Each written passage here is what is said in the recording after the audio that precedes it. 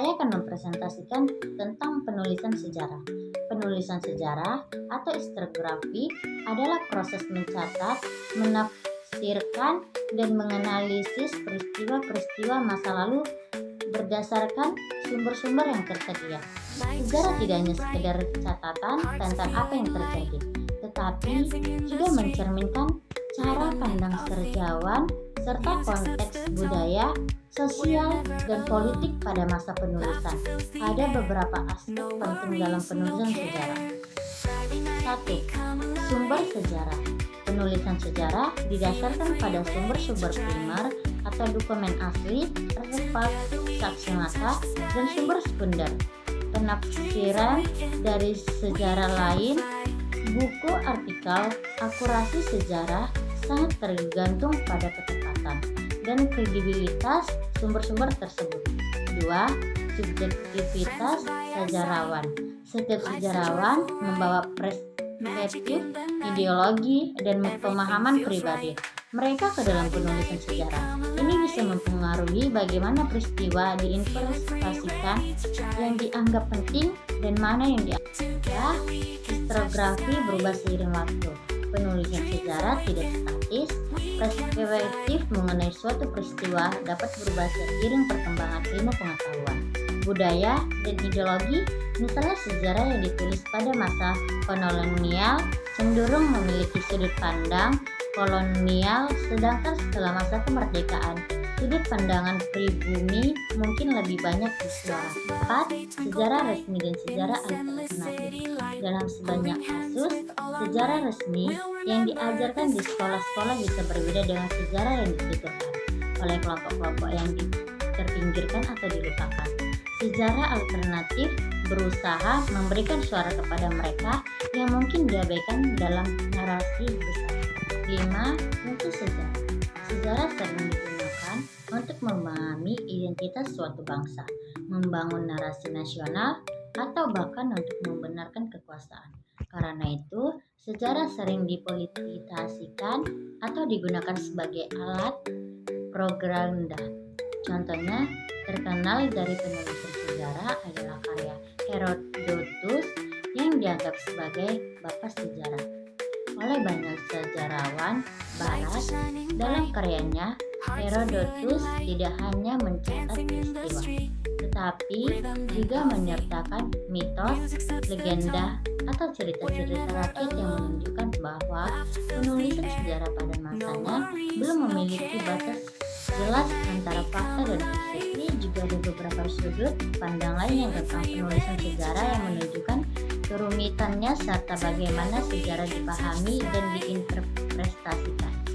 1. Sejarah sebagai narasi. Sejarah sering dilihat sebagai narasi yang dibentuk oleh sejarawan. Dalam hal ini, peristiwa sejarah bukanlah sekadar kumpulan fakta, tetapi hasil dari pilihan naratif yang dibuat oleh sejarawan dalam menyusun cerita tentang masa lalu. Misalnya, sejarawan harus memutuskan mana peristiwa yang penting, yang mana yang tidak, bagaimana hubungan sebab akibat dipahami, dan bagaimana menghubungkan peristiwa-peristiwa secara kronologis. Ini dibuat penulisan sejarah mirip dengan pembuatan karya secara meskipun berbasis fakta. 2. Pengaruh teori sosial dalam penulisan sejarah. Dalam perkembangan ilmu sejarah, teori-teori sosial banyak mempengaruhi cara sejarawan penulisan dan memahami masa lalunya.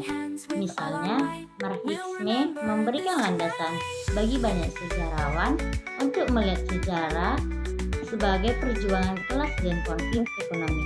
Sejarawan Marxis seperti fokus pada dinamika ekonomi dan sosial yang mendasari perubahan besar dalam sejarah, seperti Revolusi Prancis dan Revolusi Industri. Selain itu, teori-teori seperti strukturalisme, postkolonialisme, dan feminisme juga memperkaya pendekatan historiografi dengan penawaran perspektif baru tentang kekuasaan. 3. Historiografi postmodern. pada akhir abad ke-20 muncul pandangan postmodern terhadap sejarah, menentang gagasan bahwa sejarah bisa dipahami sebagai kebenaran objektif. Sejarawan postmodern berpendapat bahwa sejarah adalah konstruksi yang dipengaruhi oleh bahasa, kekuasaan, dan ideologi, serta bahwa tidak ada satupun kebenaran. Sejarah yang mutlak. Tokoh-tokoh seperti Mikhail Foucault menekankan bagaimana pengetahuan sejarah terkait erat dengan kritik kekuasaan. 4. Sejarah dan memori kolektif. Penulisan sejarah juga terkait erat dengan konsep memori kolektif, yaitu cara masyarakat mengingatkan dan menginterpretasikan masa lalu mereka. Memori kolektif bisa dibentuk oleh ingatan-ingatan pribadi, perayaan, monumen, dan bahkan mitos. Di banyak negara, peristiwa besar seperti perang, revolusi, atau bencana dalam sering menjadi bagian dari identitas nasional dan diabaikan dalam budaya populer. Namun, memori kolektif tidak selalu selaras dengan sejarah yang didokumentasikan dan seringkali lebih selektif atau bahkan penulisan sejarah selalu berubah, mencerminkan perkembangan intelektual dan sosial di setiap zamannya. Sejarah bukanlah serangkaian fakta yang tidak berubah, melainkan narasi yang terus ditulis, ulang, dan pertimbangkan kembali berdasarkan perkembangan baru dalam sumber metode dan teori.